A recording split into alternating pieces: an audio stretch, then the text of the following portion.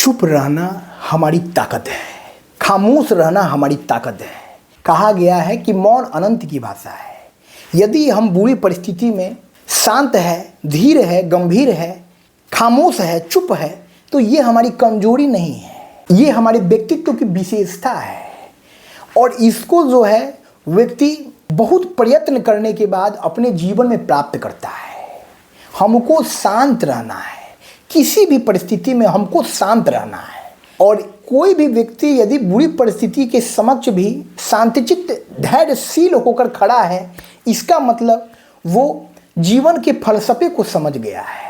वो दृष्टा भाव से जीवन में घटित होने वाली घटनाओं को, नाटकों को देख रहा है। वो समझ रहा है कि इस जीवन में जो भी घटित हो रहा है वो सब ड्रामा है, वो सब नौटंकी है, वो सब नाटक है। और हमको इस सत्य को समझते हुए अपने जीवन में धैर्यशीलता के साथ, शांतचित्ता के साथ आगे बढ़ना है। कोई कितना भी बुरा बोलता है, कोई गाली देता है, कोई कितना भी क्रोध करता है, हमको प्रतिक्रिया नहीं देनी है। वो खुद परेशान हो जाएगा, सामने वाला खुद परेशान हो जाएगा कि भाई मैं इसको इतना बुरा भला बोल रहा हूँ, मैं इतना इसको परेशान कर रहा हूँ, मैं इसको गाली गलौज बक रहा हूँ, फिर भी ये इंसान ओवर रिएक्ट नहीं कर रहा है, फिर भी ये इंसान अपनी कोई प्रतिक्रिया नहीं दे रहा है, क्या बात है। और वो थक कर खुद जो है अपने उस कृत्य को खत्म कर देगा। जब तक किसी भी चीज को हम ग्रहण नहीं करते हैं वो हम तक पहुंचता नहीं है।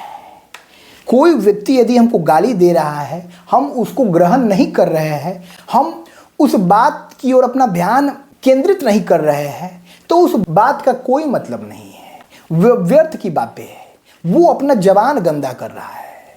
वो व्यक्ति यदि हमारे सामने क्रोध परिलक्षित कर रहा है, हम कोई प्रतिक्रिया नहीं दे रहे हैं, इसका मतलब है कि हम उसको ग्रहण नहीं कर रहे हैं। किसी दूसरे व्यक्ति के क्रोध के कारण यदि हम आवेशित हो जाए, हम भी अपना क्रोध परिलक्षित करने लगे, तो इसका मतलब है कि वो व्यक्ति हमको नियंत्रित करने लगा। उस व्यक्ति का कृत्य जो है वो हमारे व्यवहार को नियंत्रित करने लगा। वो व्यक्ति जो चाहता था उस मनसा में वो सफल हो गया।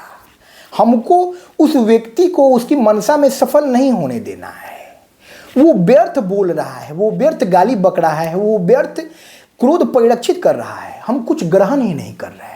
हमको कुछ ग्रहण नहीं करना है। हमको शांतचित्त धैर्यशीलता के साथ मौन व्रत धारण करना है। मौन अनंत की भाषा है। खामोशी में बहुत बड़ी ताकत है और इससे हमारी व्यक्तित्व की व्यापकता का भी पता चलता है। व्यर्थ बिना मतलब हर छोटी मोटी बात का भी जब हम जवाब देने लगते हैं तो सामने वाला हमको हल्के में लेने लगता है। और जब सामने वाला कोई भी कृत्य कर रहा है, कुछ भी बुरा भला बोल रहा है, हम कोई प्रतिक्रिया नहीं दे रहे हैं, तो एक वक्त के बाद उसके मन के भीतर भय हो जाता है। वो सोचने लगता है कि भाई क्या बात है कि ये व्यक्ति मेरे किसी भी बात की कोई प्रतिक्रिया नहीं दे रहा है। इस व्यक्ति के व्यक्तित्व में कितनी ताकत है कि इस पर कोई असर नहीं हो रहा है। तो हमको शांत रहना है, हमको मौन रहना है, क्योंकि इस जीवन में किसी भी घटना का, किसी भी विषय वस्तु का, किसी भी बात का कोई महत्व नहीं है। ये सब समय के दायरे में है, समय के बंधन में बंधे हुए हैं। आज किसी के साथ हमारा कटु संबंध है तो कल उस व्यक्ति के साथ फिर हमारा मधुर संबंध हो सकता है। और आज हमारा जिस व्यक्ति के साथ मधुर संबंध है, न जाने कल उसके साथ हमारा कटु संबंध स्थापित हो जाए। जीवन के खेल को, जीवन के उलट फेर को हम नहीं समझ सकते हैं, हम नहीं जान सकते हैं। आज हमारे जीवन में सब कुछ ठीक चल रहा है, अचानक से हमारे जीवन में एक तूफान आएगा और हमारे जीवन में सब कुछ तहस नहस हो जाएगा। इसलिए हमको अपने वर्तमान क्षण पर गुमान भी नहीं करना है।